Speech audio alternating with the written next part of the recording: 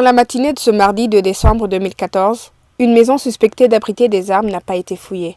L'ordre serait venu de l'ancien directeur du Service national des renseignements. La maison se trouve au quartier Ououmé de la commune urbaine de Buterere. Elle est gardée par des policiers et appartiendrait au lieutenant-général Adolphe Shimirimana, ex-directeur du Service national des renseignements. La PRODH avait reçu des informations selon lesquelles cette maison cachait des armes et a alerté la police. Parce que ça fait quelques jours on avait eu des informations comme quoi il y aurait une maison à Buterere, là où s'est stocké un arsenal d'armes. Alors quand nous avons appris cela, nous avons essayé de visiter cette maison que vous voyez. Nous y avons passé 2 fois ou 3 fois. Alors par après, on s'est dit qu'est-ce que nous allons faire. Nous avons alerté la police.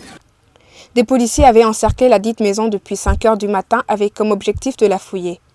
Mais ils ont reçu l'ordre de la part du lieutenant-général Adolphe Shimirimana de tout arrêter. À 5 heures du matin, il y avait beaucoup de policiers. On avait entouré cette maison pour dire qu'on ne savait pas que c'était la maison du service national de renseignement.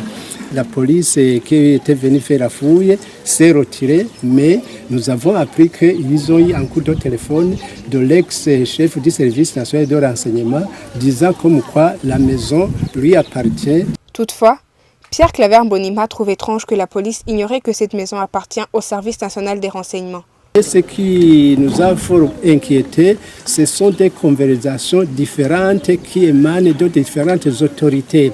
Notamment, la police ne pouvait pas envoyer un arsenal de policiers et toute